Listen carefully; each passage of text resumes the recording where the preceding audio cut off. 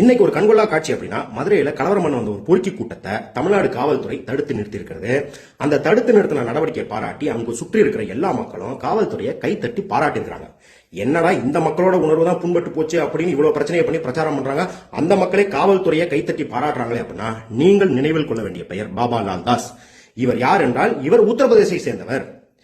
எங்க இருக்கிற பிரச்சனைக்கும் உத்தரப்பிரதேசத்தில் இருக்கிற பாபா லால் தாஸ்க்கு என்னையா சம்பந்தம் அப்படின்னு கேட்டா, இவர் யார் என்று நீங்கள் தெரிந்து கொள்ள வேண்டும். பாபரி மஸ்ஜித் அந்த மசூதியை இடிப்பதற்கு முன்னாடி அங்க சின்னதா ஒரு ராமர் சிலை இருந்தது இல்லையா, அந்த ராமர் சிலையை பூஜிக்க நீதிமன்றத்தால் நியமிக்கப்பட்ட பூசாரி இவர்.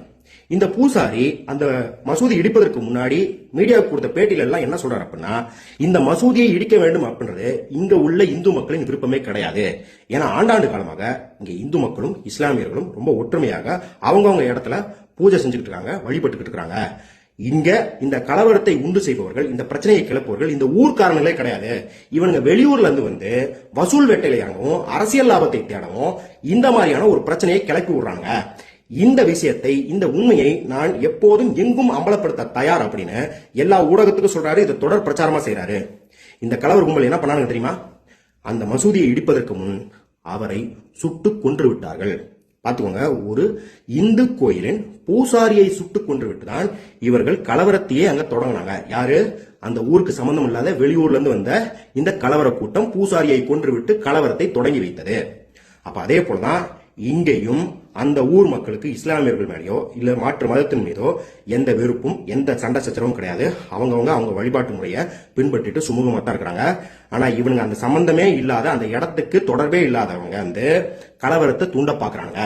அத அந்த மக்கள் விழிப்போட இருந்து தடுக்கிறதுக்கு தயாரா இருக்கிறாங்க அப்படின்னு தான் இன்னைக்கு நம்ம பார்த்திருக்கிறோம். இவனுங்க என்ன கேட்கறாங்க? ஏன்டா தீபம் ஏத்தினாலே சங்கியாடா அப்படின்னு கேட்கறாங்க இல்லையா? தீபம் ஏத்தனா சங்கி இல்லடா.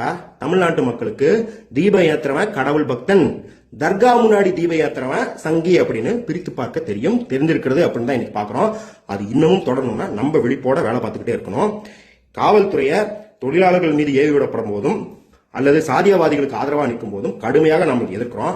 நம்மளே தான் இந்த நடவடிக்கையில் காவல்துறையை ஆதரிக்கிறோம். அவர்கள் நம் நம்பிக்கையை சீர்குலைக்க மாட்டாங்க வரும் நாட்களில் அப்படின்னு நம்புறோம், கேட்டுக்கொள்றோம். நாமளும் தொடர்ந்து இதை தடுத்து நிறுத்த வேண்டும். இன்னைக்கு அவர் என்ன சொல்லிருக்காருன்னா, we are not allowing, we will face the consequences அப்படின்னு சொல்லிருக்காரு.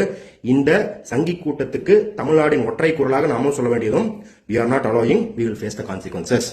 தமிழ்நாடு இப்படியே இருக்கணும் அப்படின்னா நம்ம வரும் நாட்களில் மிகவும் விழிப்போடு இருக்க வேண்டும். இதை தடுத்து நிறுத்துவோம், அவர்களை விரட்டி அடிப்போம். ஜெய் பீம், வெல்க பெரியார், இன்கலாப் ஜிந்தாபாத்.